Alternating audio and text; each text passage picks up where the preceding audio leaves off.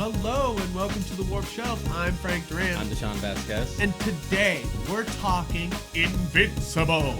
Title card. Yeah, title card. I am so excited to talk about this. So am I. Very excited to talk about this because we have two perspectives on this. Yes. I have never read the comic, but I did read the first volume back in the day when it did come out. But I never owned it or anything like that.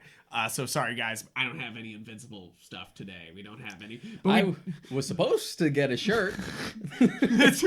I ordered it like weeks ago, but it only just now, I only just got the notification that it shipped yesterday. Yeah. So I'm like, oh, I guess I won't have it for the guys, show. No Invincible shirt till probably next time when he wears the Invincible shirt just for a random off-turn episode or something. There's always season 2. There's always season 2, which is the best part about this. They renewed it for season 2 and 3 already. We have already moving forward. Yeah. Okay, so let me fucking get into... Well, so Deshaun read all of this, though. Yes. When the show was... I think the show was about, maybe an episode or 2 in. I was interested. Invincible was always one of those comics that intrigued me, and I only read maybe, the first volume of it. And we'll get into this later, but... At the time, you and me started reading Irredeemable instead, and there are some parallels there. Yes, which I do have on hand. I'm sorry, guys, we don't have any Invincible on hand, but... Yeah, I got all the comics after digitally, because... reading this... Yeah, after the show aired, Comixology had this, 50% off sale on the entire series. So, I'm like, okay... Comixology is a good place for me to, try something out that I'm not sure about. So, I'm like, all right, let me read the first volume. It was $5. So I was like, yoink. All right. Oh, that was good. I'll buy the next one. That was good. I'll buy 3 more. And then it just went on like that for about 2 to 3 weeks before I just got all 25 volumes and I'd read the entire series. There's always a year where I have a deep dive on a certain comic run, but it's never I'm like, it's time to read this whole thing. It just sort of happens. Yeah, you have to stumble So basically, into it. The show coming was the thing I was like, let me read the comic again, because I'd rather do that for right now than see how the show is to compare it. Yeah. And then I just fucking blitz through it. That's awesome. So my first question then, as a comic writer, what does this season cover volume-wise? Are we talking just first volume? Or are we talking... Because it moves things around, we're kind of jumping all over the place, but not necessarily in a bad way. Okay. So obviously full spoilers for season 1. Full spoilers, season 1. Guys, check it out on Amazon Prime. We're not sponsored or nothing. Just literally, if you guys are about to walk away to go watch it, just know this is one of my only... I rated this a 9 out of 10. It's one of my only 9s of the year. Yeah. It is truly trying to do something with superhero comics / shows. It's trying to say something about superheroes. And you know what? There's so many comics that are trying to be meta about superheroes, but some of them don't get they're trying to be realistic, so they be gory. Not irredeemable.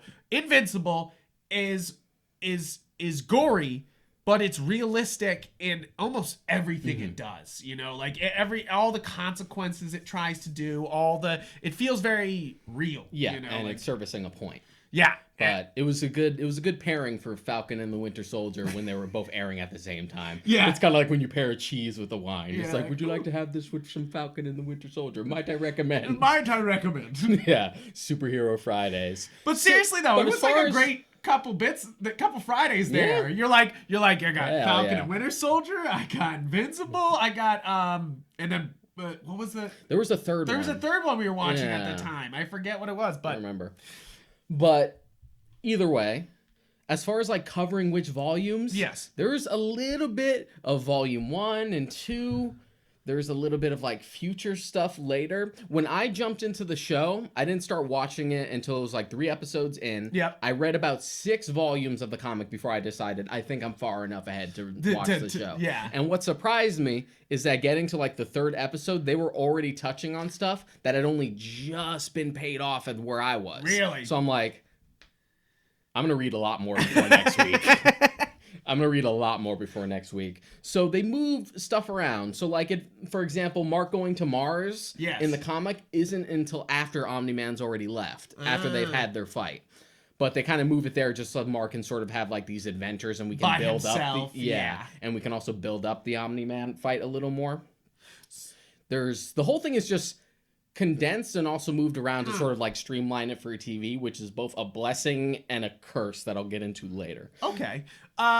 So I want to say right now, because I was just gushing about it, about this show. This is a 9 for me. This is a great show. This is like, Very good. So I watched, I mean, the other 9 I had this year wasn't even from this year. It was Watchmen. So it's just like, the Watchmen 2019. Like, this is on that level of wowing me, you know, like, but I want to point out the flaws right here and now. This show didn't have a budget.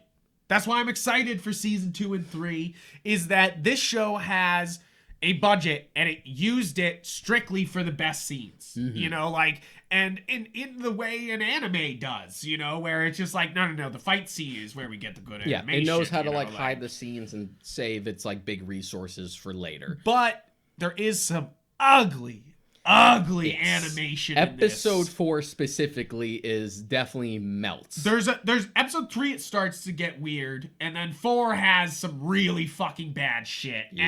And then even 5 has some bad shit, and then it does get better. It never gets as bad as 4. No. And 4 is glaringly bad. Yeah, which sucks because that's the episode where Mark goes to Mars, which is an important issue. Yeah, they're just like, it's an adventure with just Mark. We'll give it not that much of a budget, and you're just kind of like, so what? A lot of CG models and really bad keyframing, trying to make it seem like they're 2D.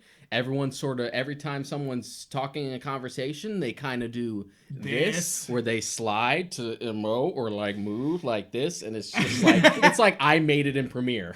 It's actually like kind of sad, because I really want to get to it in this review, is that like, this is saying something. This show's got a deep message. Animation is expensive. It's expensive. Yeah. And it's Amazon, and they didn't really know if they should dump money into it. You know, like, they want to dump money into it because obviously they like that their superhero shows have taken off. Like, Tick did really well, The Boys is doing really well, and now they have Invincible. Yeah, I'm sure they saw the connection of just like, well, The Boys is doing super well. We got over here, you know, everyone really loves it. Walking Dead. What else does that man have? What else does he got? And it's funny because the only other Kirkman thing I have on my shelf is Marvel Zombies. I have Marvel Zombies 1 and 2. I don't have anything beyond that because I think Kirkman steps away. I don't think it's like his whole thing. He comes back in 4, I think, but he definitely steps away for 3. But I love this book. This is so much fun. This is endless fun. And if they don't do this as a Disney Plus show at some point, like, to fuck with the kids, that's the only thing. Like, that's the only thing I'm worried about is that that like zombie cap in What If is the only thing we'll get. Well, you know, right? You're just like, no! You're like, give me the zombies! Because the reason why this isn't just schlock, though, is Kirkman. You know, like, because this could have just been like, oh, zombies be eating each other. Oh, so much fun. But Kirkman gets to, like, the horror of it and the fucking, like, human emotion. And if you only know Kirkman from Walking Dead, just the show, not the if you are just a TV show guy and you're like, wow, I love Walking Dead, I apologize, because first off, the comic's better. Yeah, no question. I haven't read all of it. Got to like, there's too much. I got a lot. I got far in. I got to about maybe like 120 or something, nice, issue wise, because I know issue 100 is where they introduced Negan. Yeah, and I was a little past that before I started like dropping off, but I just needed to go back. Yeah, and it's not like. Mostly what I'm saying is that the show bastardizes Kirkman's vision. Absolutely. In so many ways, and the comic is such a human struggle. And plus you got rid of Frank Darabont, which is the only thing like holding season 1 together. You're like, are you fucking kidding me, bro? Like, no, you're like, what the fuck? But like, if you haven't listened to watch our Works of Frank Darabont episode. Yes. Plug for another episode, Works of Frank Darabont. Check it out. But like, really, The Walking Dead takes a human, like, you know, most zombie stories should be not human versus zombie, but humans versus themselves with the zombie fucking presence going by, because really we are the true enemy. But like Kirkman, in the same way Romero just gets zombies, you know, what they're supposed to be used for, what is their purpose, and you know, there's a reason why he was given Marvel Zombies, you know, like not only because he was Walking Dead famous at that point, but also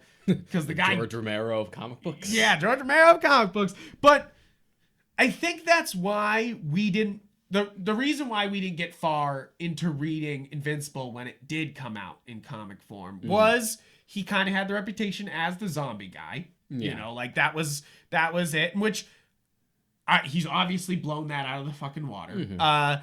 But also at the time we were into Irredeemable. We were into Wade, like, I mean, I got a lot of Mark Wade back here.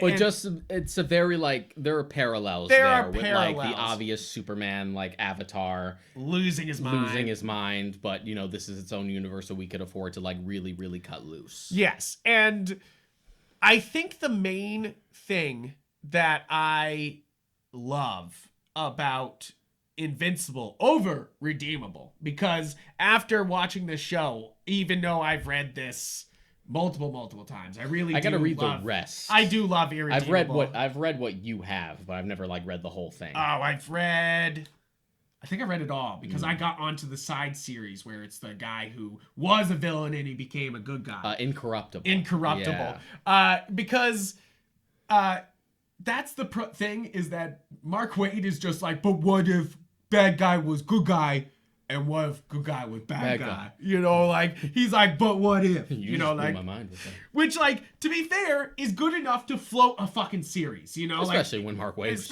Mark Waid's behind it. But the thing is that that's not what Invincible is. No. You know, like, because yes, you have, it's right in the first episode, guys. First episode, Omni-Man fucking rips the Guardians of the is it Guardians? Guardians of the Globe. Guardians of the Globe. Just a part. Just fucking, it's the part that gets you into the series. Because you're sitting there going, you're watching the first episode and you're going, I'm liking this. Which is like it's like issue 5 or 6 in the comic. They build it. They like they build it up with it. Yeah. But it makes sense for the show to just like have that at the end of episode 1 to be like, this ain't your daddy's superhero. Yeah. Because like the thing is, you're sitting there watching the first Invincible episode and you're like, oh, cool, it's Peter Parker but Superboy, you know, like you're like, oh, cool, and like he gets to live with his dad, and like, oh, now he's gonna learn, and you're kind of like, you're sitting there going, this could be good, and then Omni-Man just goes, chops the whole fucking Guardians of the Globe apart, and you're just like, oh shit, dog, this is not going to be about just like another coming of age superhero story, you know, like, now he's got to deal with his dad is also a psycho killer. Like, you're just like, oh no. Oh man. But that, when I talk about the animation, like dipping down, the animation in the sequences for the fight scenes that they really throw the fucking money at are incredible. And that scene where he takes apart the Guardians, I literally was standing there just like flabbergasted, the whole time. And like, cause I knew it was going to happen. I read the whole volume, you know, like I knew what was going to happen. And I remember it being violent in the comics, but something about the way he just takes the Batman character and fucking slams his face into the ground and his whole head splurts out in front. That shit literally had, I gasped. I was like, oh, my boy! Like, which I know he's not my Batman, but also I still was like, my boy! Like, Darkwing. Yeah, right, Darkwing. You're just like, right. I thought that was stupid. I'm like, you're just gonna call him Darkwing? Like, isn't that Darkwing Duck? Like, it's what? Omni-Man, Darkwing, the Immortal, which is basically Vandal Savage Superman? Right? Yeah. Or their Galaxy Superman, because Omni-Man's not really Superman, you know? Like, he's like... I mean, he is and he isn't. Yeah, right? But Immortal's definitely Vandal Savage. I also love the fact that the show kind of comes right out with the fact that the Immortal is Abraham Lincoln. Yeah, right? You're like, in the what? In the comic, they keep making jokes about it and alluding to it to the point where you're just like... yeah, the immortal's Abraham Lincoln. But in the show, they just kind of like go for it immediately. You're like, okay. All right. You're like, I know, right? You're just like, what? When they're going through his memories and shit. Mm-hmm. There's so many good moments in this show. I think that's why this is, first off, an easy binge. If you're looking for a show to fucking just swallow, fucking Invincible is that. It was great to watch week to week. I will give it to that. Especially because I would have not liked it as much. I think maybe if I had to, who knows though. I think it also helps that the episodes are 40 to 50 minutes instead, right? Which is really nice for an animated show. Yeah, because I'm used to the 20 minutes. I'm used to the 20 minutes, and that's kind of the thing about the 20-minute animated show. And we've watched so many. Is that the 20-minute show?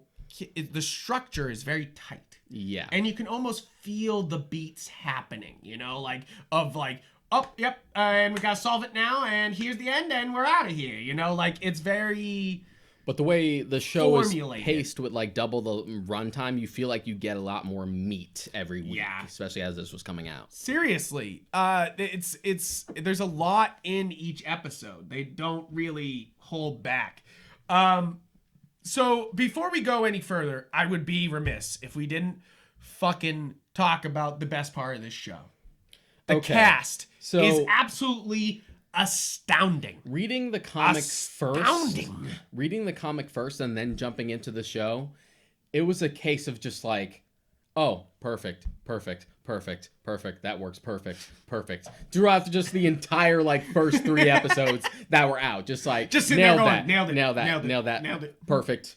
Great. Right from the start with the Mauler twins being voiced by Kevin Michael Richardson. I'm which we said in the last Mortal Kombat episode, he's one of the best voice actors of all time. And if they start casting J.K. Simmons in more fucking animated voice acting shit, he's gonna be my favorite voice actor of all time. Fuck. He's climbing up the ladder. Steven Yeun as Mark Grayson is so perfect. Walking Dead alumni. But he's so just effortless as Mark. He's obviously an older guy, but somehow he's able to make his voice perfectly Mark, perfectly teenager, young.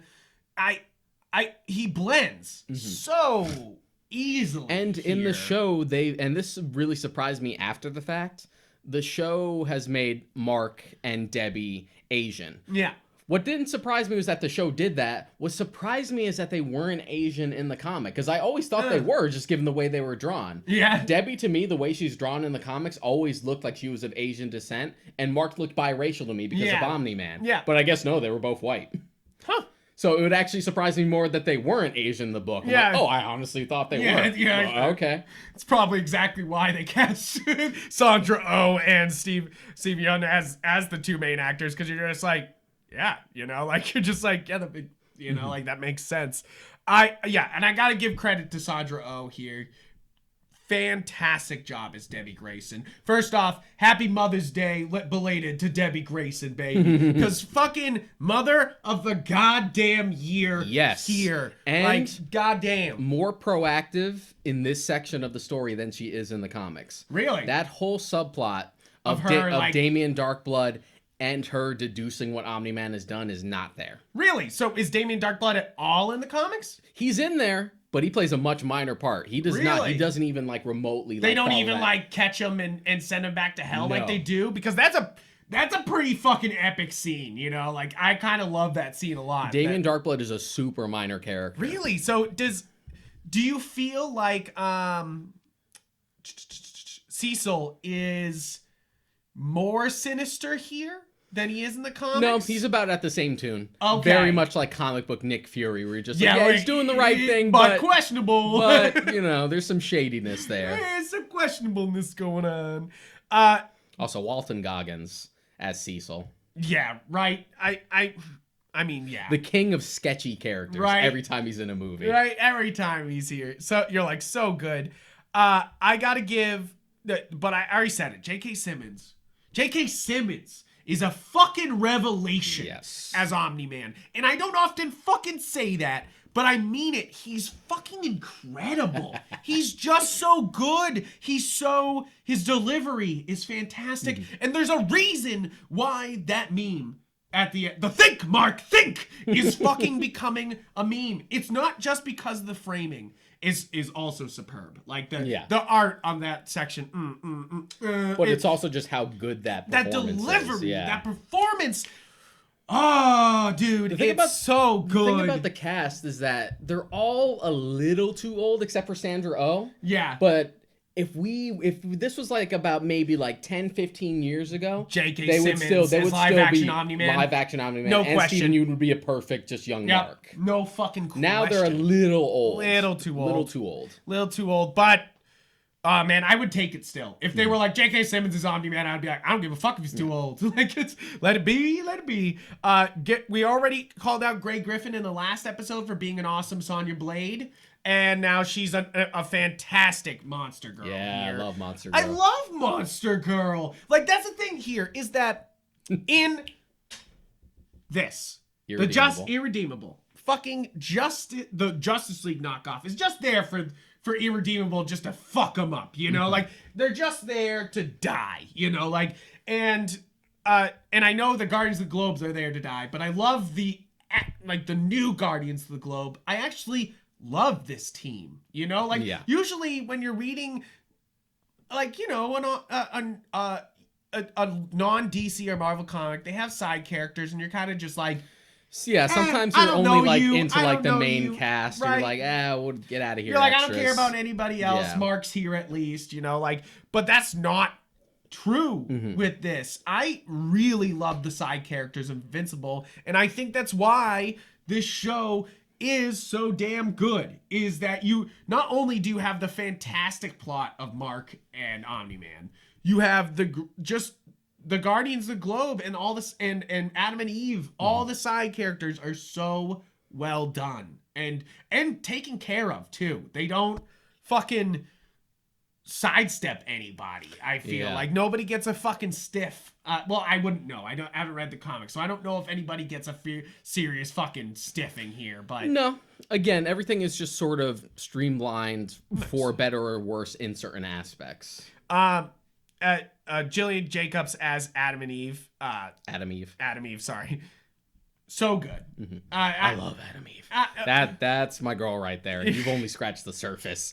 The thing about me reading all the comic is that I feel like a fucking manga reader right now, like, where it's just like, you have no idea what's coming. Like, shut up!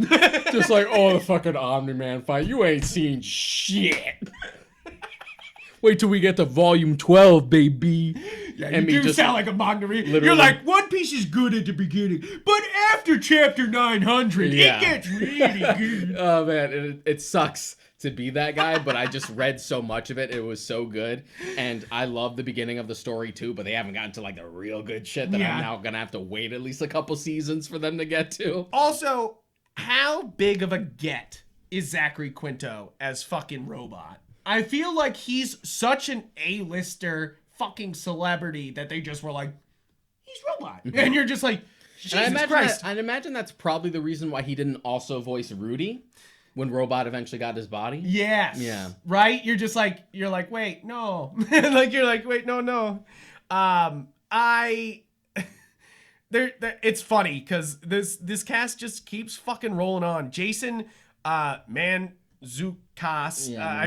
I'm sorry. I can't. As Rex Blode is so good. He's such a lovable. Jason Mantzoukas is already good at just playing like likable douchebag. Yeah. So like him as Rex Blode is just like, yeah, that tracks. Right? You're like, yeah, it works. And then the boom guy from The Office. That's all I remember him as. But Chris Diamantopoulos, he's basically the voice of Mickey Mouse, and he's the boom guy from The Office that hits on Pam in the final season. Like, it's all you know him as, but he's Dr. Seismic here, or Isotope, which is not, and Donald Ferguson, so thrown in there too.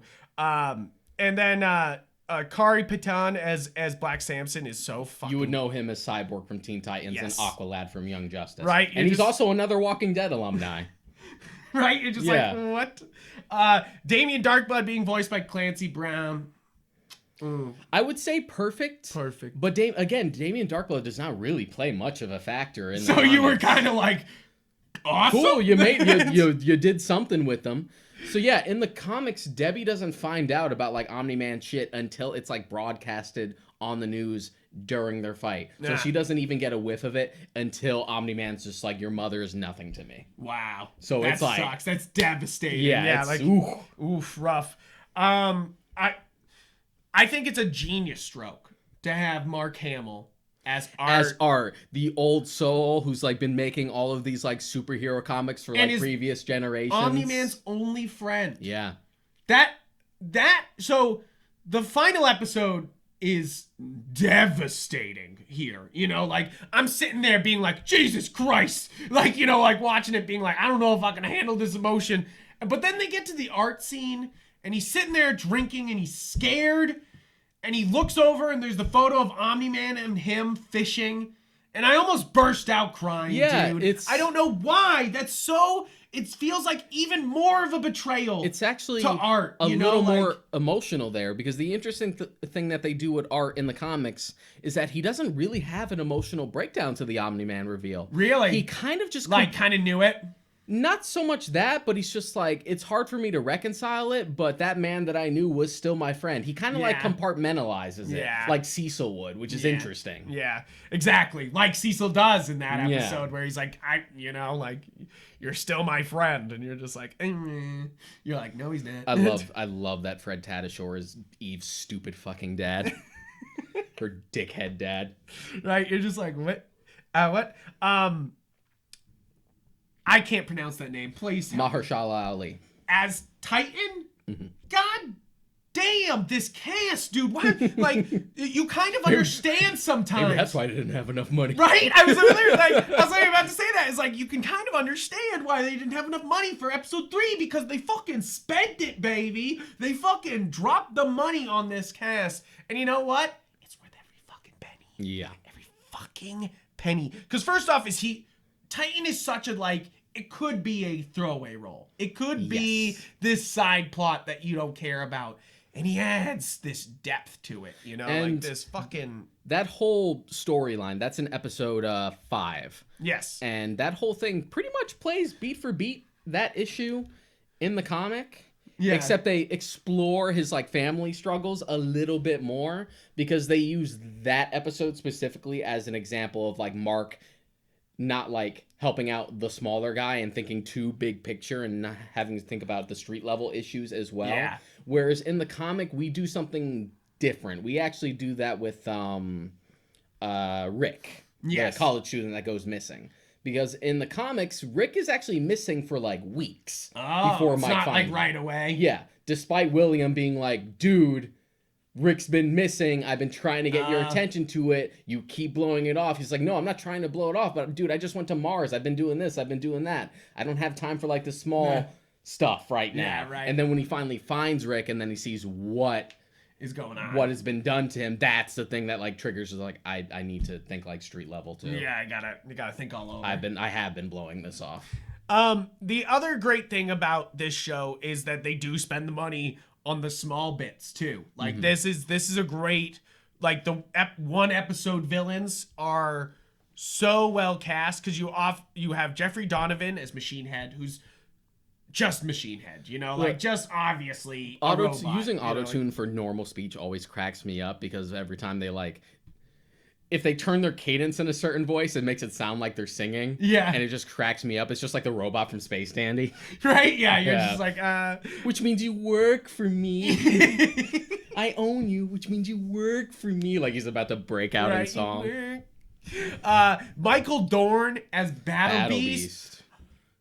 The Battle Beast episode was another episode that just like took my breath away. Unless, you know, like just literally like made me go, oh my God. Unless they like change it, Battle Beast is definitely going to be a recurring thing. Which like, first off, Michael Dorn needs to be paid always. As a Star Trek Next Generation fan, pay that man. No, but seriously, they're bringing him into Picard next season. It's going to be bitching.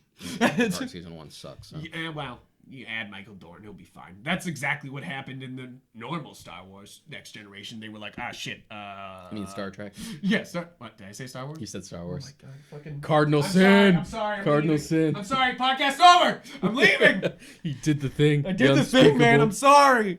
No, but Star Trek Next Generation, when they brought Dorn in, it takes off. It's when they get rid of what's her fucking name, and like just so many like oh my god, another name I can't fucking. Jamon Hansu. Oh god, yeah, he's great. You know him from Blood Diamond, from Guardians of the Galaxy. He's Koroth.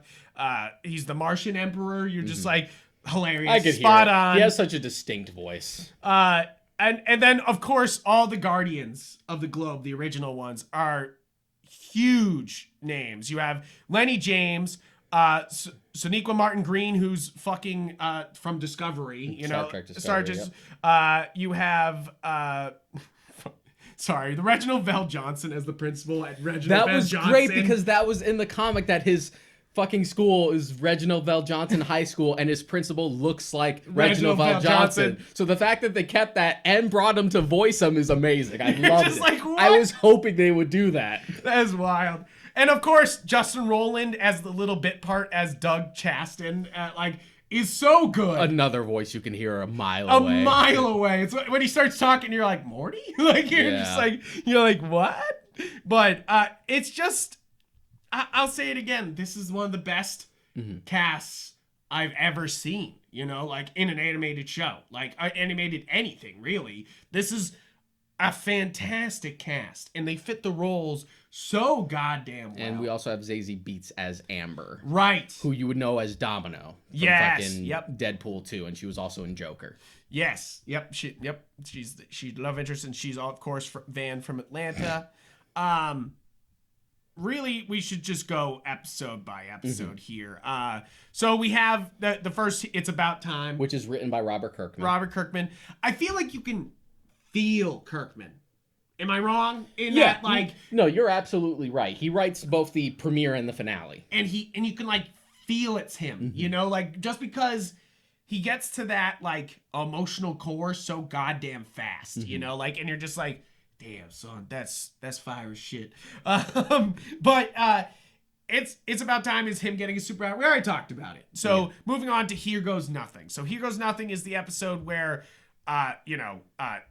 Omni-Man's is knocked out. So it's Invincible kind of stepping it up and meeting the team and like teaming up with Adam Eve and stuff like that. And I kind of love this because you're like, oh, he's meeting the Teen Titans, but then like he means the Teen Titans during a fucking like terrifying alien attack where people are actually dying and we don't have the equivalent of the Justice League to like take care of it. And I like this because it's the start of the real. It's not the gore. Like the first episode is like gore to like scare you, you know. This is the gore to prove a point, you know, like where it starts using the gore to be like, not every Justice League encounter would be hundreds of deaths, you know, like, and random people dying, like, and they never show it in any comic, you know, like that people getting fucking mowed down, like if an aliens just show up in the middle of New York Times Square, you know, like, yeah, exactly. Just like you're like, they never fucking show the consequences of these villains' actions most of the time. Like, I mean, sometimes they, you know, they try to make the villains look really bad and they try to show it, but like. This Invincible gets right to it. Yeah. And is just like, yep. And Mark's kind of freaked out by it. And of course he would have like, I love they have like the D-Day from Saving Private Ryan shot where he's just like, he's like, fucking what? And then the lady blows up and like another fucking dude blows up and you're just like, snap out of it, Mark! You like old market? But Adam and Eve steps in and the Teen Titans step in. I'm just not going to call them the Teen Titans. The teen group. They're the teen team. Teen team, which, worst name ever. But you're just like... Well, they're not the teen team for long. So yeah, they're not. Hardly matters. Hardly matters. And 2 is more just growing and learning the new characters. 3 is we finally have Omni-Man woken up. Attending the Guardian's funeral. And attending the Guardian's funeral. It is and it's also the introduction of Damien Darkblood, really, and really him going in on Omni-Man, and then but also that Mark is going to save Mount Rushmore, you know, like, and it's really kind of a lot of from Doc Seismic. Yeah, and he's just kind of really, you know, it just kind of it's like a normal mission, but actually like a monument involved, you know, like, so it's like big, you know. So is this the first episode we see Monster Girl? Because they're recruiting the Guardians? If they're doing the recruitment, then it should be Monster Girl's first appearance. So this is the first appearance of most of our new Guardians of the Galaxy. So you get them. I love that they get introduced to the first episode, wipe the fuck out, and then you're just like, shit. And then they're like, well, okay, we'll tentatively start a new team. Don't fucking. And kill we us. introduce Monster Girl by having her kick Rex's ass, which is in the comic. Good. Yeah, it's in the comic. It's the introduction of Black Samson, which I love Black Samson because he's an interesting add to the team. Yeah. You know, like where he's an older superhero who lost his powers in a fight, and they let him in the Guardians because he is so experienced and he is a good tactician, and like he is like would bring a lot of experience to this team. But he's the one adult in this like group of kids. Yeah, but except also for, like, Monster Girl, he's the most vulnerable of them, you know? Like, you know, he's and it even shows in the Battle Beast episode when they just fucking hand him his ass. But you're just like, I really like. It's funny because a lot of people will say, of course, they like Monster Girl, they like Robot, you know, like it, but I really thought Black Samson stuck out to me because it is wild that he's running around with no powers and then he gets his powers back. And I feel like that's, of course, you already know, but it seems significant. Yeah. Look, blink at me twice if it's significant. I just won't blink at all. Yeah, for the rest of this episode. But it's one of those things that and they also introduced the drama of Rexplode cheating on Adam and Eve here. Why do I keep calling it Adam and Eve? But it's Adam and Eve. It's interesting how the scene plays out in contrast. So in the comic, it's more Adam and Eve like arriving at what looks like a lot like the entrance to the base. Yeah. And her just being like, hey, is anyone in here?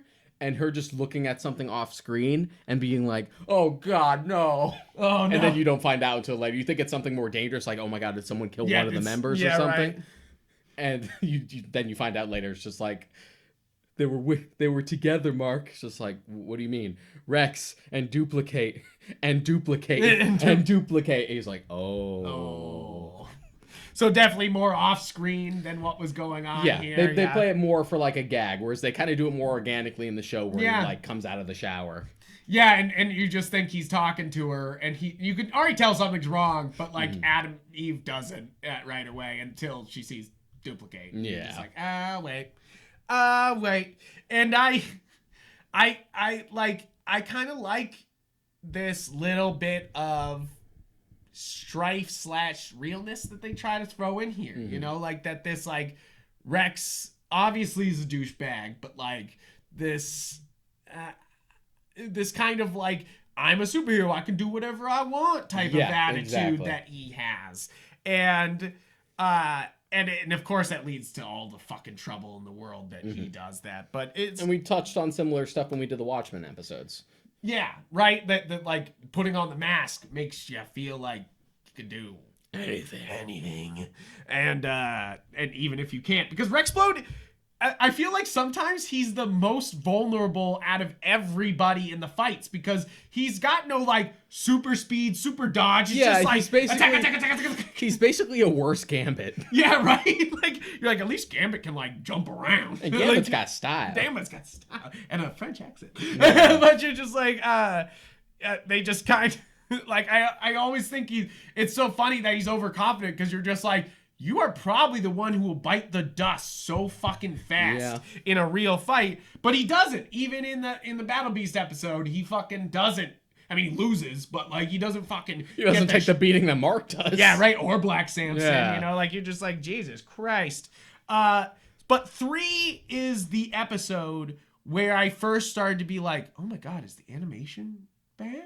Like, because there's a couple moments where they're mixing the 2D and the 3D, and it's very obvious. Yeah, you know, it's like very it's jarring.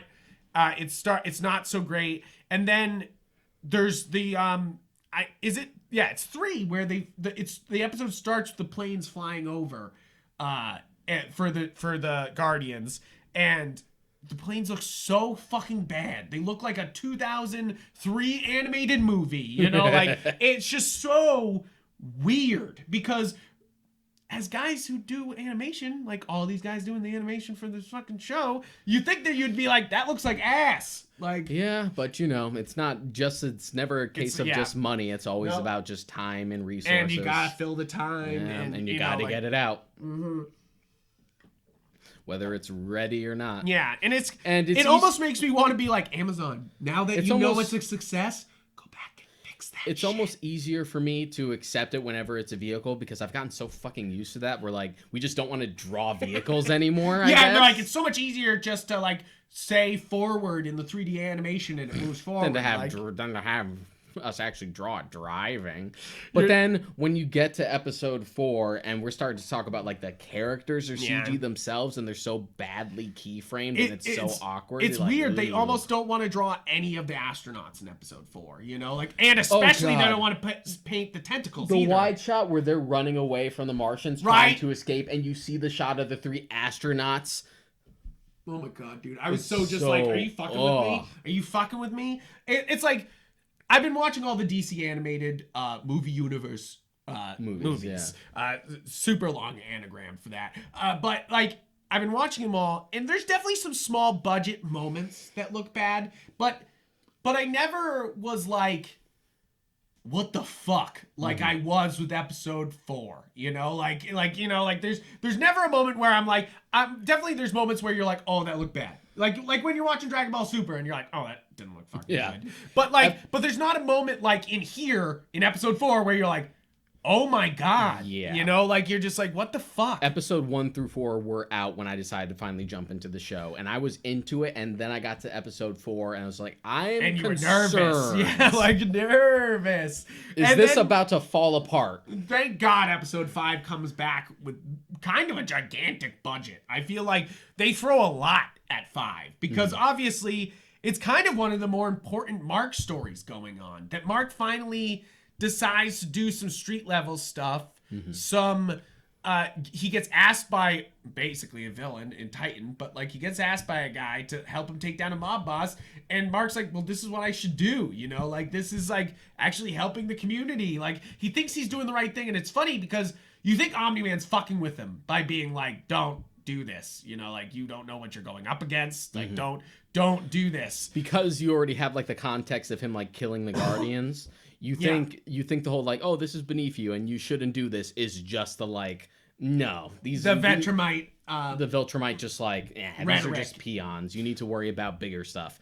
But he ends up being right, and it's interesting that when Mark does get that like big blow to him, Omni-Man is there watching him and he does nothing. Right, and it's like, kind of horrifying. Time to learn your lesson. It's kind of horrifying, but it also kind of reveals a thing that I think is going on here is that Mark and Omni-Man can't fucking die, you know, like they literally, and they kind of do it in an episode where Cecil's trying to kill the blood and the blood won't die, and you're kind of like, shit, can any part of these guys come back? Like you're like, wait, what the fuck? You're like, what does that mean that you can't kill his blood? You know, like you're just like, what the fuck? And yes, of course. But that's the great thing about this show. It's like 10% smug, but 90% annoyance. I would rather just have people read this too, so I can actually talk about it. No, I mean, I got your comicsology. I got your comicsology account. I might fucking do it. I might. Don't hold me back. Just time to read it all in between seasons. Fucking storm through it. But 5 is one of my favorite episodes because of the Battle Beast fight. I love Mark trying to take down this like crime thing, and he gets to the boss and it just goes so horribly wrong, you know, like just so. And that's another thing where I point out the realism of this show is that, yes, you're used to the realism of Peter Parker of like, oh, sometimes things don't go Spider-Man's way. This is always like, yeah, Mark might die because he chose wrong. You know, like you're just like, like you're just like, I know he ain't gonna die, but you're like, Jesus Christ, Superboy. So you know these guys are strong, right? And the thing that Invincible does well is you kind of know that Invincible's not gonna die because he's the main character, but they do a great job of putting him into terrible situations, like where you're just like, oh fuck, if Mark's hurt, everybody else is fucked. Like unless Omni-Man steps in, like we're done for. We're done for. And I was kind of afraid in the in this episode because you're kind of like, oh no, the new Guardians are fucked here, because I thought they killed Monster Girl here because they smashed in her skull and you could see part of her skull, and I was like, Monster Girl's dead. You're just like, the only reason they get off easy is because Battle Beast is just like, this shit is beneath me. Yeah, right. He's like, I ain't doing this. Like, which I also love that attitude. This guy, he's kind of like a lower level Darkseid where he just showed up and was like, I'm just here to kick somebody's ass. You weren't worth it. I'm here for a worthy opponent, and that's just gonna be like the recurring thing. And you're just like, shit, dude. And I kind of love it that he's like pissed when people think they're worthy and then they're not. And you're just like, whoops. Whoops. Which episode has Alan? Alan? Alan the alien. Oh, I think it's episode 2. Okay. I want to say another thing about episode 2. Because that's the episode where the alien invasion happens. And then Omni-Man says, I'll get rid of them. And then he pushes them through the portal. And then he decimates them. Like, decimates them. Yeah. Like, holy shit. It's actually one of the coolest bits in the episode. Because, in the entire series, really. I just love... He just fucking hits such high speeds. And he's just storming through their through them. And I love the, like, goodbye present he gives them with, like, the fucking... like practically like continent in his arms to be like, bye. You're just like, holy shit. And like, it's one of those things that you're like, Superman could do that if he fucking snapped, like he could just fucking go around a planet a couple times and it would just fucking explode, like you're just like. The only reason I bring up Alan the Alien is because he's like a fan favorite character, and Seth Rogen, and he'll become more important later. Really? And yeah, much more than you might think. Really, I thought he was so just like a laugh, like like it's Seth Rogen. Look, he's here. He comes off as like kind of like a running, like a one and done, or like, oh, he'll probably show up occasionally. Yeah, like and be like, oh, Alan's shit. back. Let's go have a chat. But no, he'll become super important. And the fact that Seth Rogen is voicing him isn't the voice I would have expected, but it definitely fits. I think Seth Rogen is producing this show. So that's the reason see, there you go. So he knows already that Alan the Alien's going to be a big And plus it's actually a good fit. Yeah, right? He fits the voice so well where you're like it's just like it's so perfect. I think he's also trying to produce a live action movie, which they are making. They are doing a live action. They're trying Invincible? to do a live action movie as well, disconnected from the show, just like two separate adaptations. Ooh. Which, sure, you can do that. You don't like audiences are a little more savvy now. You don't have to worry about it might confuse the brand if we have the cartoon here and the movie here. Just like I think people are going to figure out just like, this is the cartoon, this is the movie. You're just like they can literally see it on the poster. Like you're just like I think the animation in episode 5 is also so top notch the whole time. That whole fight is definitely so good. The only time it looks a little sloppy is like at the start when they introduce Titan and he's like beating up on the thugs. It's like, but like compared to the episode right before it, it was like an immediate sigh of relief. Like, okay. I mean, I kind of dug Titan just tearing those guys apart though. Like it's one of those things that even more why this comic is quote unquote realistic than any of its counterparts, because why would somebody storm a fucking warehouse and like let some people go or let them live or anything, like it's just fucking Titan throwing forklifts at people, fucking smashing heads in. You're just like, Jesus Christ. Like, and fucking awesome, dude. Yeah, like superpowered enforcer. For superpowered enforcer. Pressured into doing some dirty jobs, but he's got take care of his family. But yeah. But did you like that little bit at the end where he just like straight up takes over? Right, I did like that. Yeah. And especially I love, not to skip around, but the final episode where they show all like the different plot points and all the villains all working on their shit. How hype was that? Like, you know, like you're sitting there being like, oh man, I'm excited for the next couple seasons. And then they show that scene and you're just like, yeah. I'm glad you are. Here are all the seeds. Yeah, right. They're like, here it all is. And you're just like, hot damn. Now, I think episode 6 and 3 are similar in the way that they are kind of forgotten in that by the people making the show. Obviously, it's not as bad animation wise. Really, episode 6, you look kind of dead, is not as bad animation wise, but it's also not that much going on, you know, like in this episode. And that's one of the episodes. I love the plot of this episode. I like all the human interconnection going on. That's one of the episodes that like falters at the cost of like streamlining the story so much. Yes. Because that storyline is a much bigger deal in the comic because they like build up that like Rick has been missing for so long and that because of Mark's negligence, he's been turned into a monster like this. Yeah. And then, okay, I think it's time to talk about Amber. Yes. I have some issues. You have some issues with Amber? Yeah, with Amber specifically. Huh. So Amber is much different in the show. First of all, Amber's white in the comics. They made her black here. They also made her a little more proactive. Amber in the comics is a sweet girl, but a little like ditzy, somewhat naive, but just like very caring. Is she still very like wanting to help the world type of? A little bit. Yeah. But not as like emphasized. Where it's like show Amber's very just like in your face. Like very an activist. Yes, exactly. So that didn't bother me. I'm like, okay, I get how you could see the original Amber's kind of generic, even for when the comic came out in like 2003. But she wasn't a bad character by any means. But here's, I think, where the show kind of overcompensates with trying to like modernize the material because I get it. The comic came out 17 years ago. Yeah. You're gonna have to shift some things. They already did it with like making William gay right off the bat in the show. That doesn't come until way later in the comics, where he later like realizes he's gay and he comes out like near the end of the series. Here for the show, they're just like, let's just have him be gay right off the bat. I'm like, oh, okay, sweet. Yeah, might as well. Right. That's one of those things that makes sense.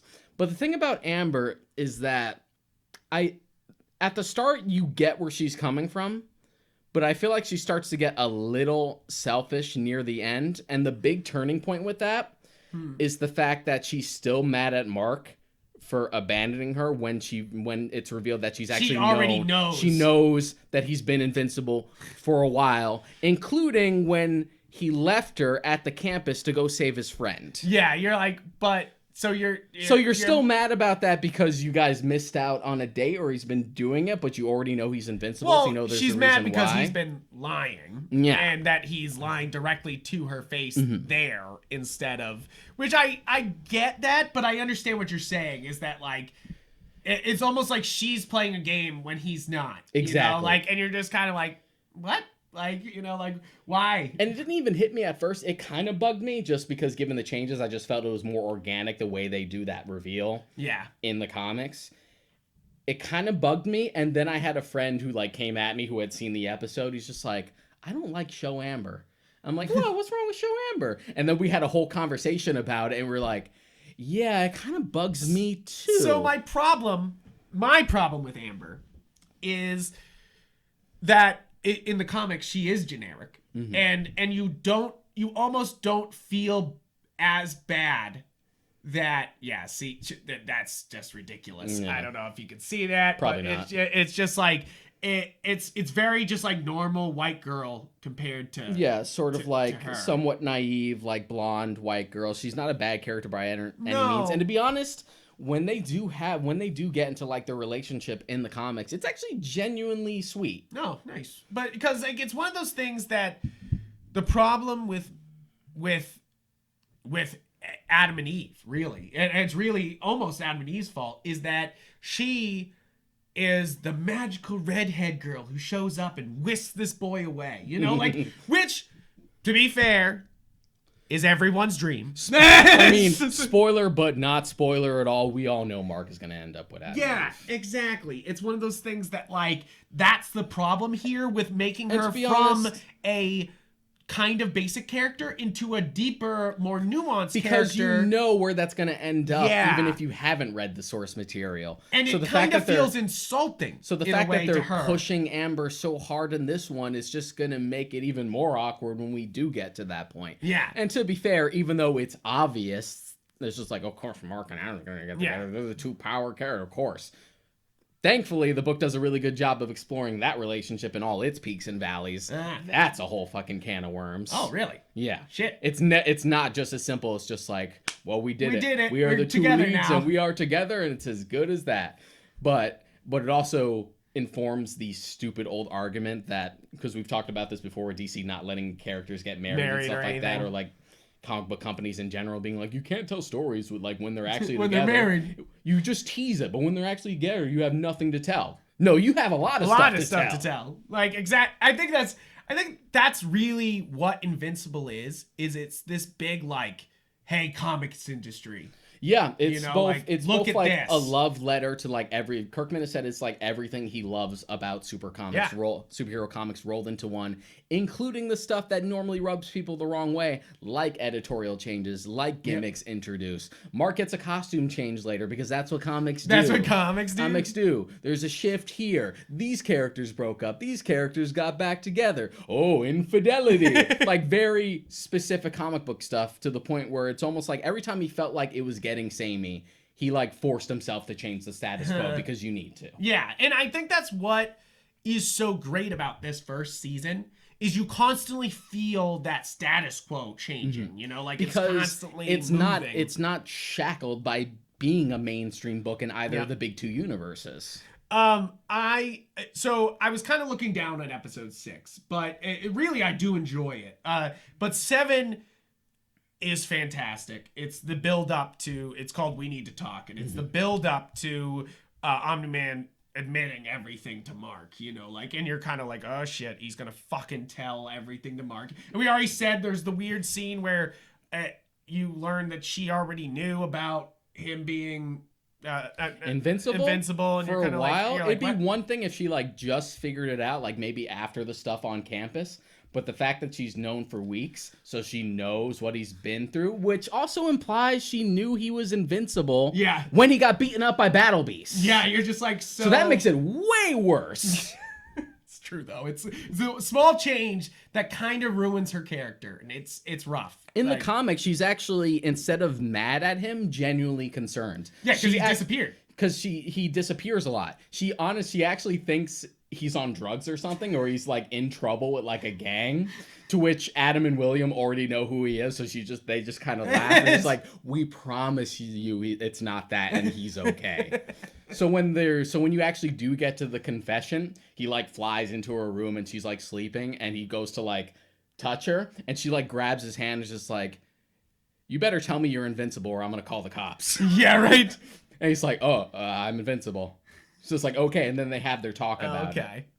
Because it is weird, I like that he comes in full costume and he reveals himself, but then it's like this huge slap back to him at that moment. It's one of those things where like, I get what you were going for by making Amber so much more like proactive and trying to make her like smart and not as like ditzy or anything. Because I think people would have complained. I think people would have been mad. I agree. But then that's where you get into like the overcompensation, or like you've gone so far in this direction that now you've presented a new problem.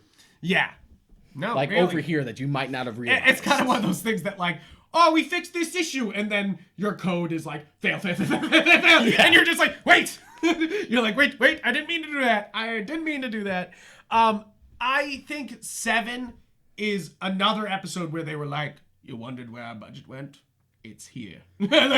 Because Cecil starts his attack on Omni-Man, Can I say that, like, it's super nice to see like a shadowy government agency, even though it's not really shadowy, it's literally the Pentagon. Yeah, right. You're just like, but just like that sort of like government type, like dealing with a world full of like superpowered beings like this, how even though they're completely like outnumbered and just outgunned by something like Omni-Man, They never make stupid decisions. No. Everything is like calculated. You're just in a world where you're sitting there watching Godzilla movies going, oh my God, what the fuck are they up to? What are you guys doing? Just like, what are you up to? The fact that like everything that Cecil does seems like calculated and makes sense, even if it's a high risk situation. You're like, nope, understandable. There's at no point where you're just like, now you're just being dumb. Yeah, and what is his buddy's name? His the guy with the glasses. Oh, I know who you're talking about. I forgot his name. Which like when he died, I was so just like, yep, like salute that motherfucker. Like, you know, like you're just like, I loved him being like, it was an honor to serve you, and Omni-Man's like, who are you talking to? And then boom, like fuck yeah. Like I mean, this episode is just full of such great action, you know, like just such good action, because you have the whole body transfer of Robot, and then you got like that all happens this that body transfer wasn't until like where I was when I first started reading. So you were like, what the fuck? It was like, and I started watching when there was only 4 episodes out at the time. I was up to like volume 6 when they were doing that, and then they only just got into that like body switch. So I was just like, oh, maybe I should read some more before episode 5 comes out. Let me get way ahead. On this. I love the kind of like sticky, icky feeling you get from him becoming human, though, Robot. Like, you understand what he's doing.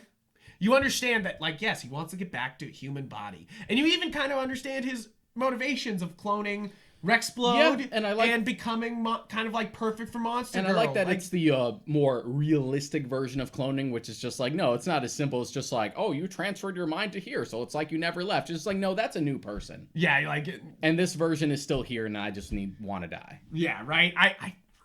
What a dramatic scene, too. You're just like, shit, dude. And it's one of those things that it's such a great twist when you see that Robot is not just a robot. He is a fucking thing in a tube, and they got to transfer the consciousness. You're like, fuck. And they build that up for a little while longer just because they do that, like, wait a minute, is Robot a bad guy, or is he not a bad guy for a little longer? Which they do that the whole season. It's there a little bit. Which they even, once he's even a kid, you're kind of like, is Robot's still a bad guy? you're like, he has some good intentions. But and again, like, they do confront him about this. Just like, I mean, you kind of cloned Rex without like asking, and that's already fucked. Yeah, right. But, like the fact that you lied to us and you helped break the Mauler twins out and hired them to do this.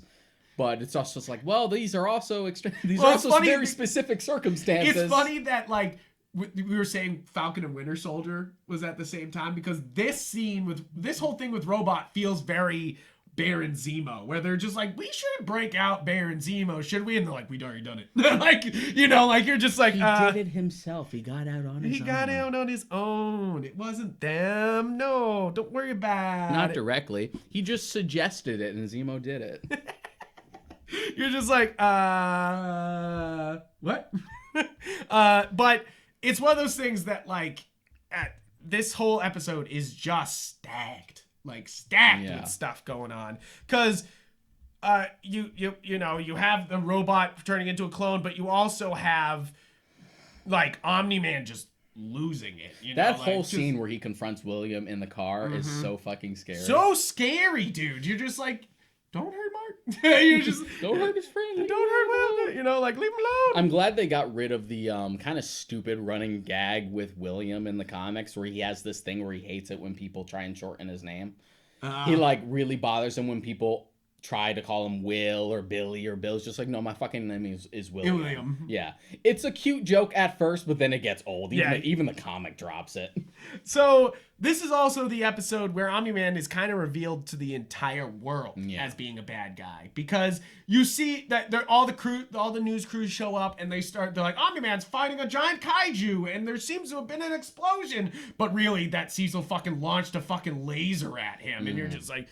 Also, that is one of the most well-animated explosions I've ever seen. You know, like something about that explosion is so. I mean, it's 3D, but it looks so fucking good. You know, like it's like yes, it's not 2D animation, but damn, does it look good? You know, like I don't give a shit. Comes out unscathed. Man, what's that costume made of? Good job, Art. Right, Jesus Christ, Art. You know, just like what the fuck have you been up to? I also love the side plot of the Guardians of the Globe just watching all this shit go Yeah, down. and Cecil telling them to stand down, don't fucking move. Don't try to help, don't leave, like, you are my only shot, so you need to stay here, you know, like, and I mean, yeah, more just Cecil making really good calls, you know, like where I also, is this the episode, is it next episode where they show off the light room? It's the next episode they show off the episode light room. afterwards, yeah. Episode after he recovers, they're like, I don't know if you want to be here with us.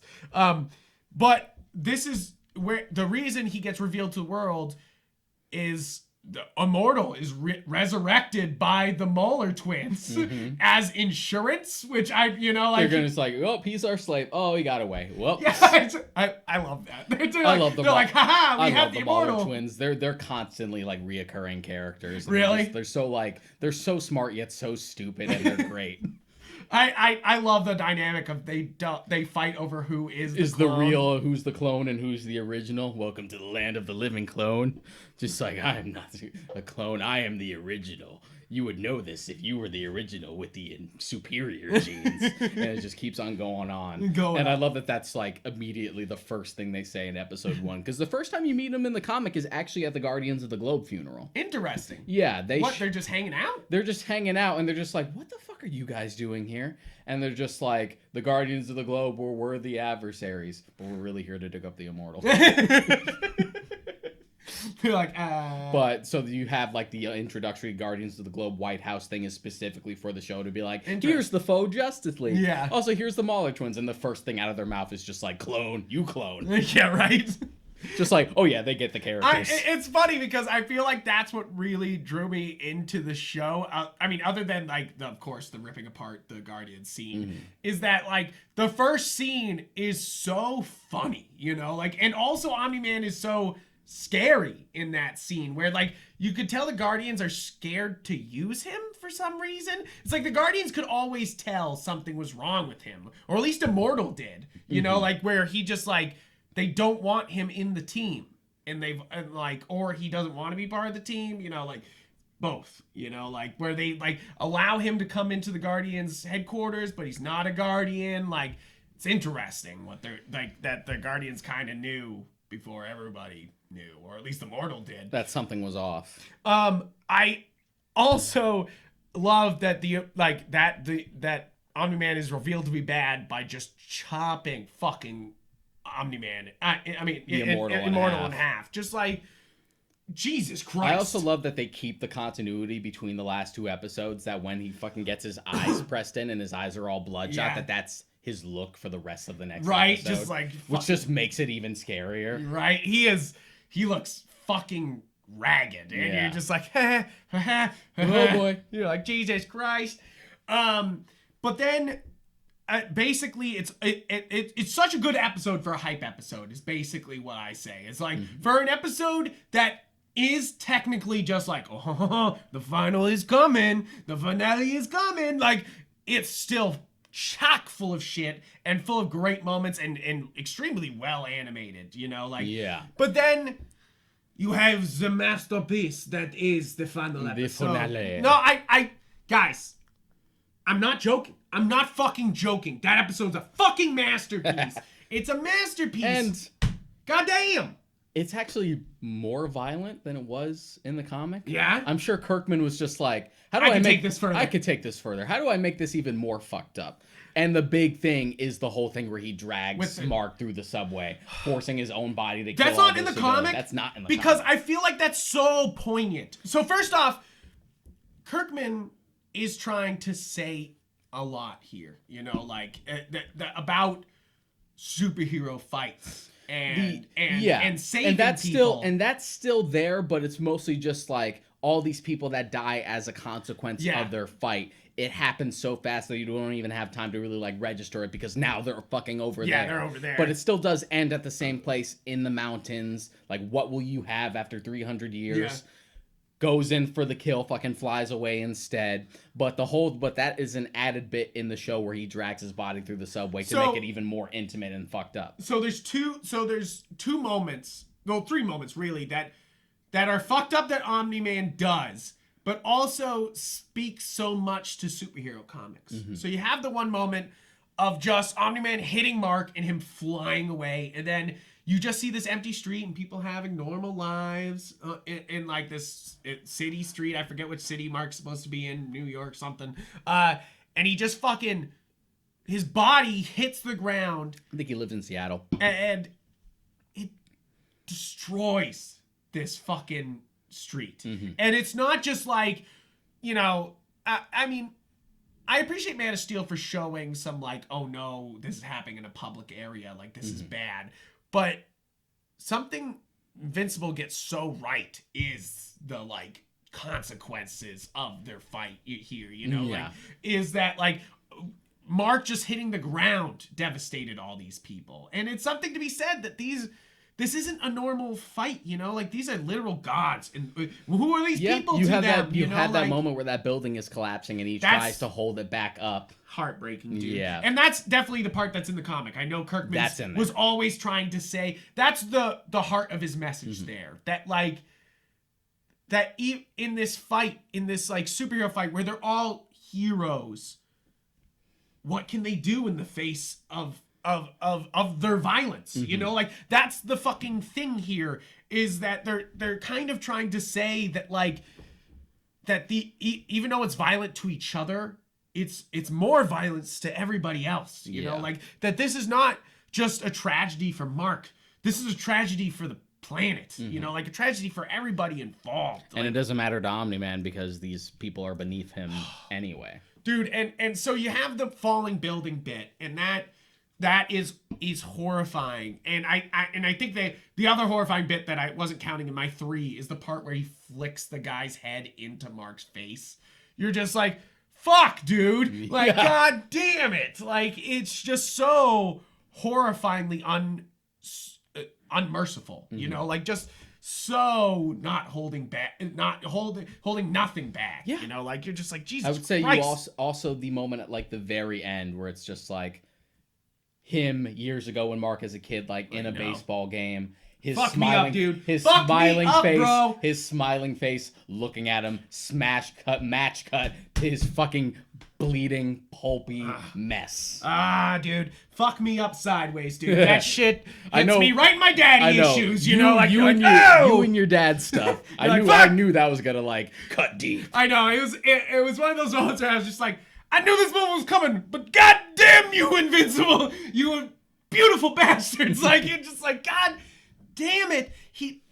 It's something so raw there, you know, something so like all of us, even with problems with our fathers, can fucking be like, fuck, dude, you know, like, because it really is.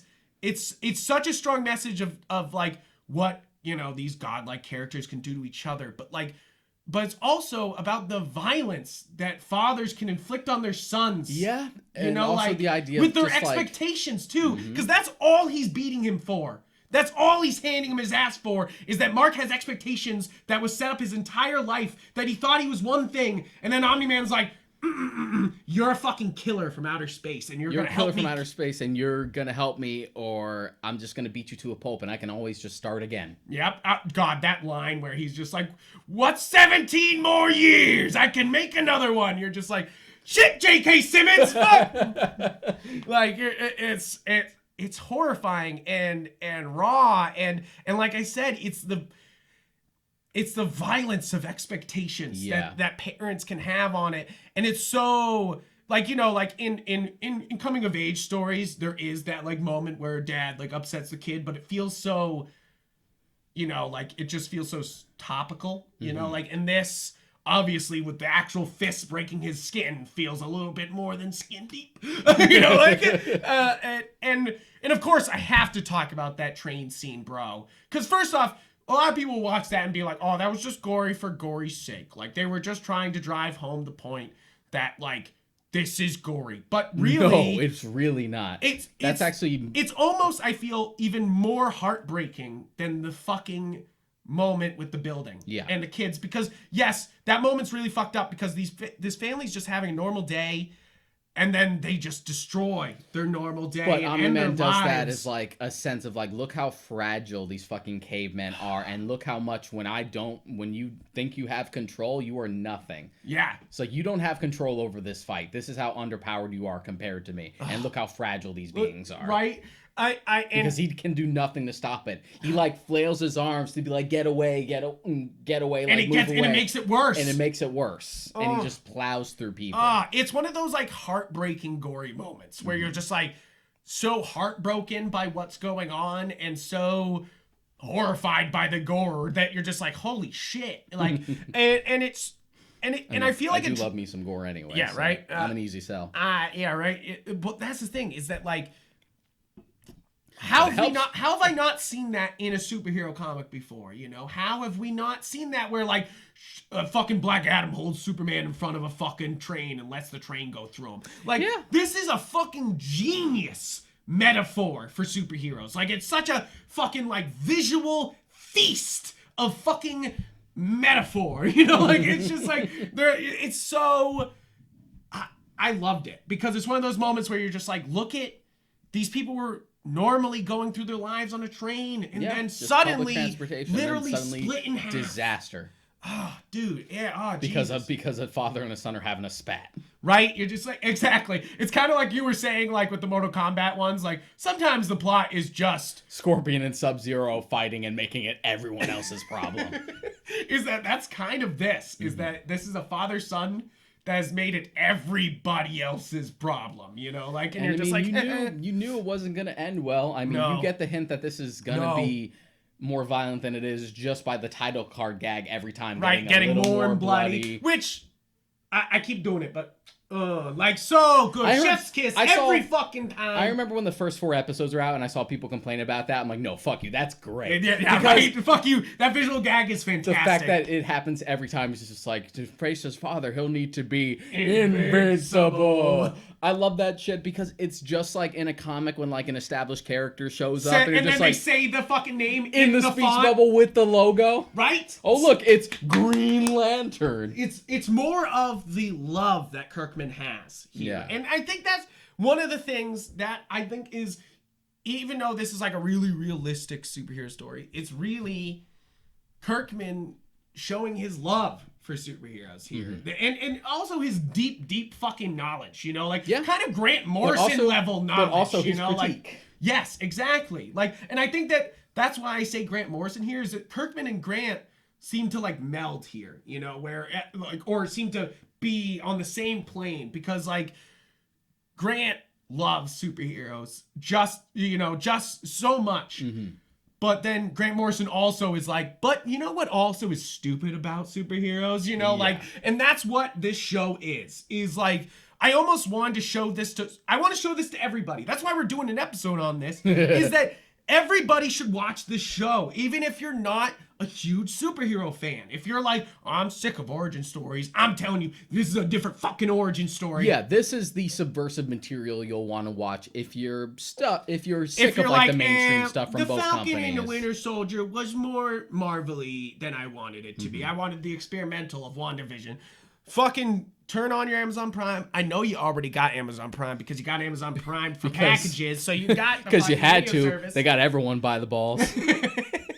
So it's one of those things that like everybody owns this now, and they should go see it. You know, like it's totally worth it. And it definitely does come off like Amazon definitely didn't think this was going to be as big a hit as it was. No, and everyone was talking about it. Yeah, I think it's their biggest hit since Borat. Like, you know, like they had the big hit of Borat and now it's like Invincible's on the same level. It's interesting that they have like that 1-2 punch of like The Boys doing so well and now this, and they're both those like subversive, almost satirical like take on traditional superheroes. Especially Superman. You know, like that you have Homelander and then you have Omni-Man, which, okay, I want to make an argument here that Omni-Man is more powerful than Superman, than Homelander, than fucking...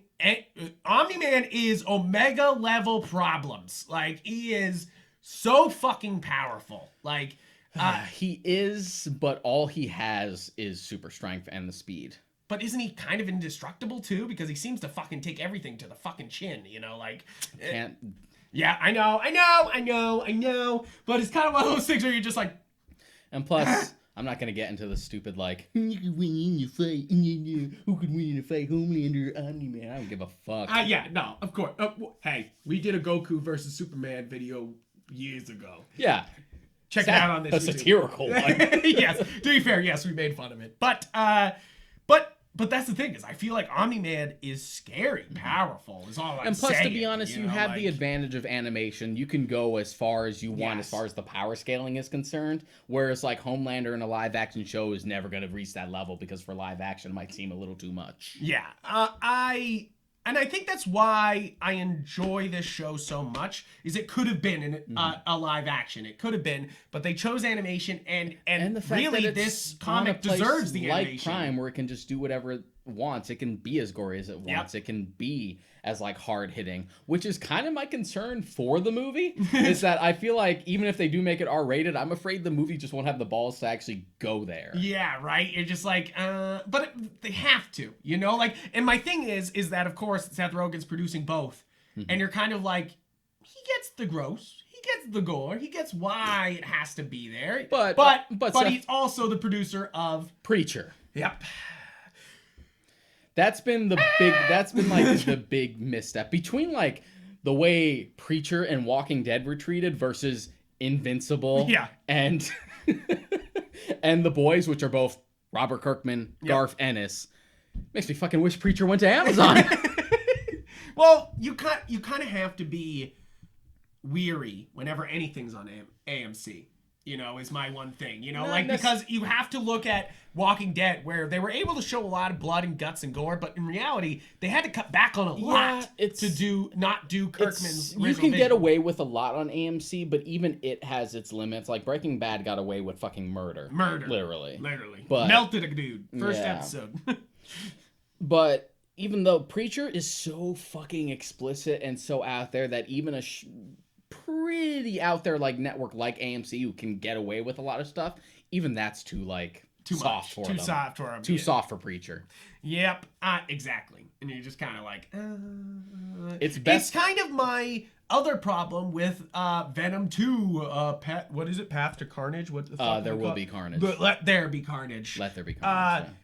Is that Carnage in his own comics and the Carnage Max stuff is very violent. He's a fucking serial killer. He's a serial killer, and I know that Venom has the chance. I think it's R. Is it R? I want to say it's R. I know the first one isn't.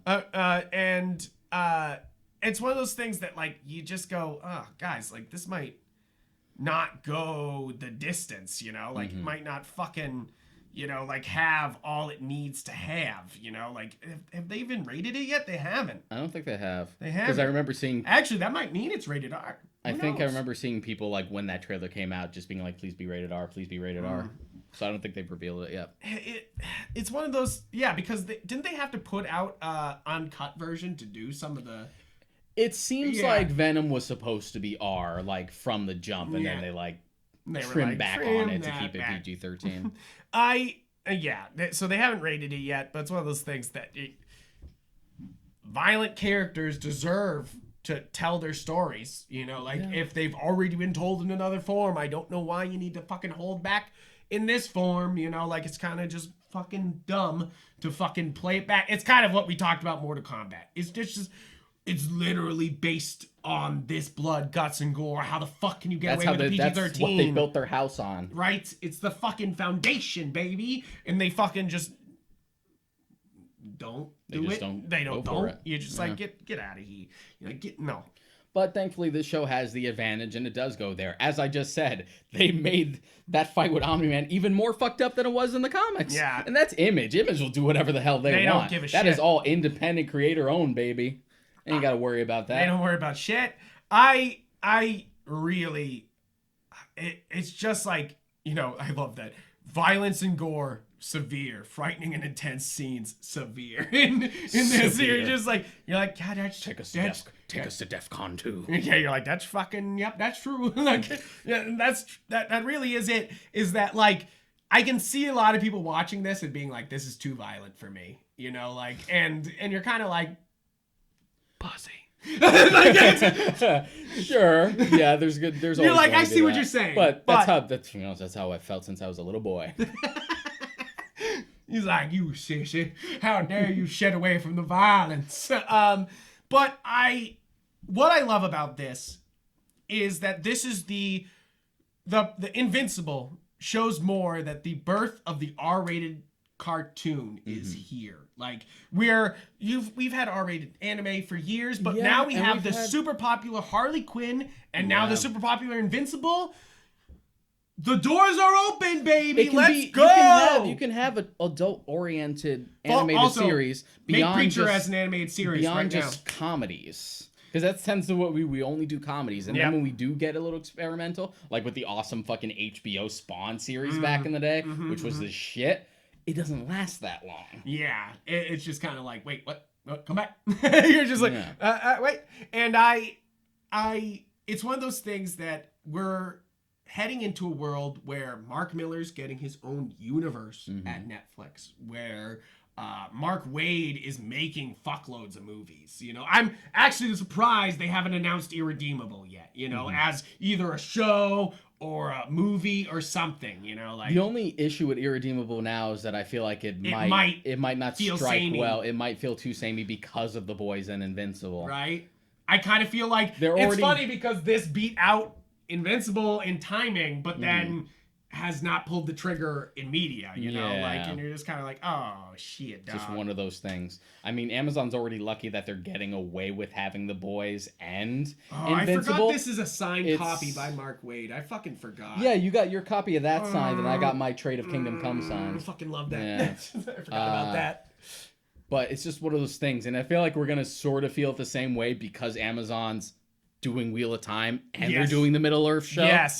Yes, which, like, yes, you should do the Netflix model where you finish one show and you have another show to point to that's similar. Like, that's always smart because that's how people stay on Netflix. You know, like, it's the reason, like, you know, like they started doing a bunch of superhero shows because they want you to be like, oh, I finished Marvel's Daredevil. Where do I go next? They're like, well, if you want something darker, here's Umbrella Academy, you know, like, and it's kind of like one of those things that they want you to be able, if you're a fan of a genre, Or even with to just like the- spend a lot of Or time even on with their just platform. like the other Netflix Marvel stuff in general, because you're like, did you like Daredevil? Well, here's Jessica Yes, Jones. exactly. It's not quite superhero-y, but you know, it's a little darker. It's kind of detective-y, but Exactly. it's the same universe. It's the same universe. And I feel like they're doing the same thing in animation sometimes with Netflix because they get a lot of similar shows. I want to talk that they're about more working on. adult-oriented animation. I'm so glad Love, Death, and Robots got renewed for season 2. I gotta Right. watch that. Right, you're like, hell yeah.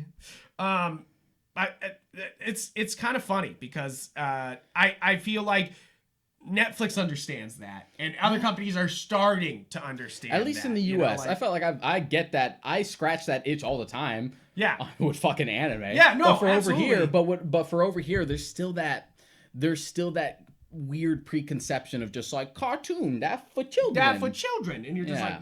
like, what the fuck are you saying? I really hope we can open this up to more animated, full adult shows. Like, Yeah. first off, yes, the Deadpool movies are fun, but don't you think a Deadpool show would be better? That's More fully likely, yeah. animated and R. Like, come on. Hell, let's have another crack at Spawn. That'd be Yeah. sick. Also, have it written by who's the guys that did our favorite run of not Daniel Way, but who's the, Gary Dugan and Brian Posehn. yeah, have Yeah. them write the fucking animated Deadpool show.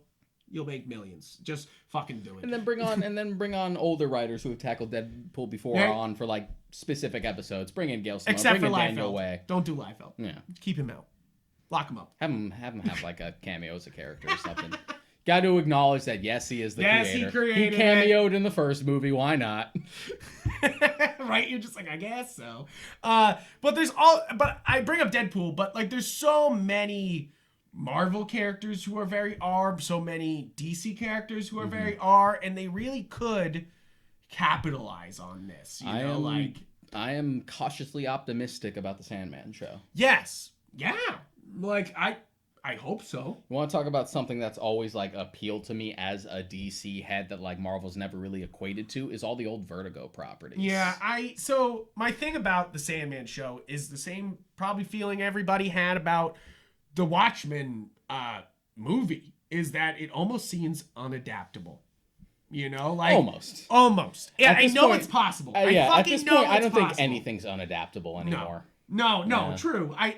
But I feel like the thing about it's hard to translate the feeling that Neil Gaiman gives you when you're reading a book, because it's that sense of wonder that he fucking like fills your fucking heart with. But it helps that he's so heavily involved with it.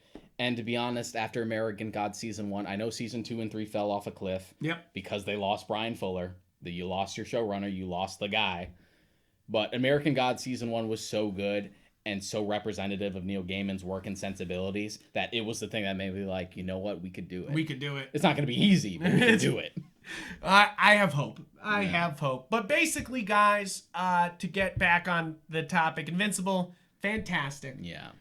So excited for season 2 and 3. Hell, fucking sign him up for 5 seasons. I don't give a shit, bro. Fucking throw money at this. Like, this is one of those things that, like, if every 2 years I get an Invincible season, I'll live happy. You know, like you're just like, fucking go for it, dude.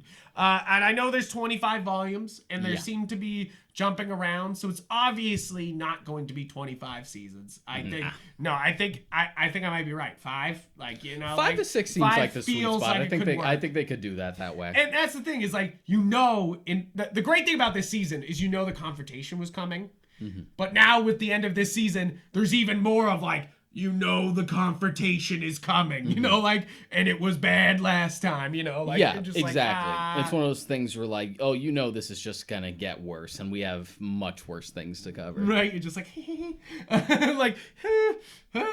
like you said, you posted that picture of the older looking Viltrumite, and you're just like, he looks scary. This guy, you guys don't know. This guy gonna be a fucking problem. Yeah, you're just like, this guy's gonna be a real fucking problem.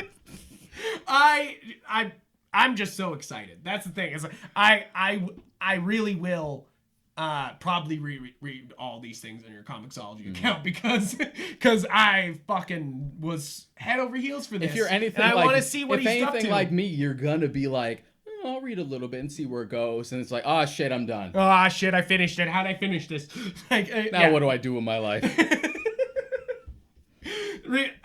So you're basically saying read the book. You're saying absolutely no question, go read the book, and we're saying go fucking watch this show right now. Like, do both. But I'm sure it's easier to get your Prime account and just fucking start watching this show. Unfortunately, the sale for the comics are over the like 50% off. Yeah, that's too bad. That was like, it lasted a while. It was like a month.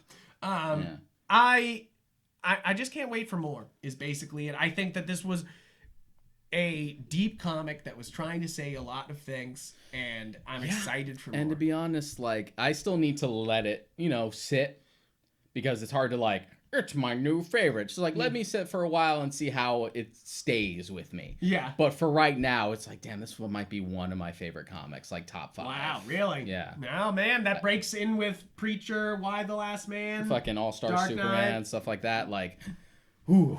But let's see how it sits. I fucking loved it. That's why I just kept like blitzing through it. I was eating up like 4 or 5 volumes a day, just like, I need it. But thank you guys for tuning in. Thank you for checking out the Warp Shelf podcast. Yep. Please subscribe, follow wherever you're watching this on any platform. Do it. You like that button, comment, let us know what you thought of Invincible down below. See if you're like, no, I loved Amber and you're assholes, and you're just like, you're like, that's fair. Like, I don't hate Amber. No, that's the thing. But I just issues. think it's complicated. Yeah. You know, like, it's not like, I'm not angry about it. It's just one of those things that you're just like, and plus, I have more of a direct comparison because of the way the source material handles it, which is different. And basically, guys, check us out on Twitter and Instagram if you want to see our day-to-day and also some of the cool things we get all the time. I'll probably post a fucking Invincible shirt that I get late. Right? It will be on there. I do like the comic enough that I might pull the trigger on it physically down the road. Maybe just get like the omnibus. big like fucking hardcover compendiums or something. That'd be nice. Yeah. But and guys, so we're Yupfrank on Twitter and Instagram. I'm Mod Krika. And you can basically check us all out on galaxygeek.com, where this podcast lives and many of our other articles. And I just want to say thank you to guys for supporting the show, and I hope to see you all next week. See ya.